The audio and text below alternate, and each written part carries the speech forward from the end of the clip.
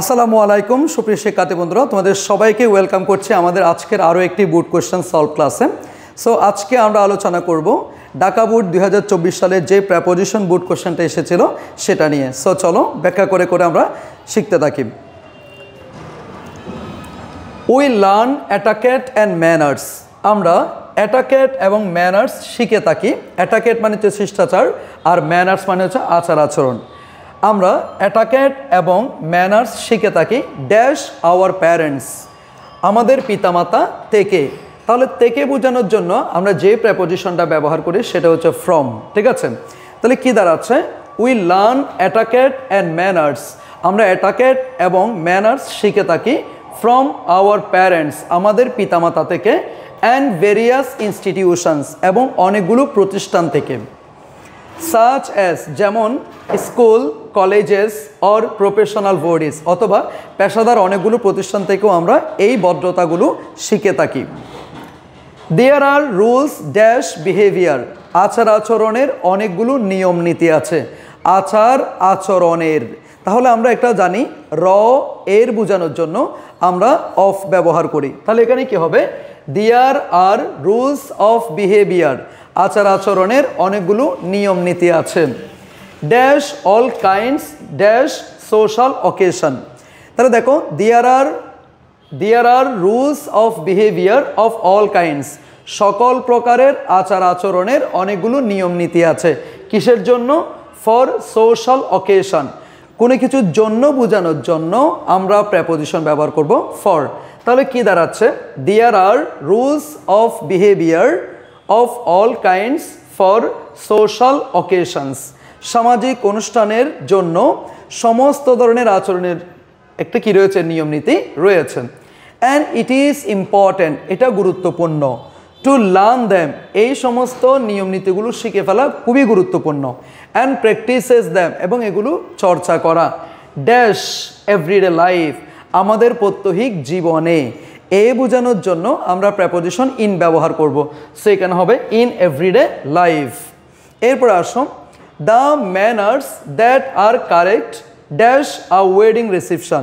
একটা ওয়েডিং রিসেপশনে যেই ম্যানার্সটাকে আমরা কারেক্ট বলে বিবেচনা করি, উইল নট ডু, সেটা হবে না ড্যাশ আর ডিবেটিং ক্লাব, সেটা একটা ডিবেটিং ক্লাবে কখনো কারেক্ট বলে বিবেচনা করা যাবে না। তাহলে সেন্টেন্সটা একটু বোঝার চেষ্টা করো।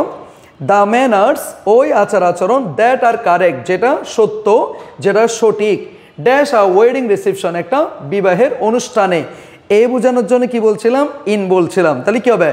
That are correct in a wedding reception will not do, সেটা হবে না ইন আ ডিবেটিং ক্লাব, একটা ডিবেটিং ক্লাবে সেটা সঠিক বলে বিবেচিত হবে না। দেয়ারফর মানে সো, হ্যান্স, দাস, এগুলা। দেয়ারফর অতএব, we have to be careful, আমাদেরকে সতর্ক হতে হবে। কি সম্পর্কে সতর্ক হতে হবে? About etiquette and manners. তাহলে সম্পর্কে বোঝানোর জন্য আমরা প্রেপোজিশন ব্যবহার করব about. So we have to be careful about etiquette and manners, আমাদেরকে শিষ্টাচার এবং আচার আচরণ সম্পর্কে সতর্ক হতে হবে।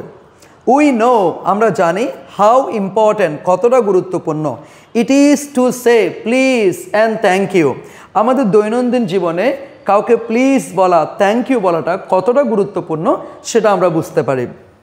ড্যাশ এভরিডে লাইফ, আমাদের প্রত্যহিক জীবনে। এ বোঝানোর জন্য আমরা প্রেপোজিশন ব্যবহার করব in everyday life. A few more polite expression, আরও কিছু ভদ্রতাপূর্ণ অভিব্যক্তি রয়েছে।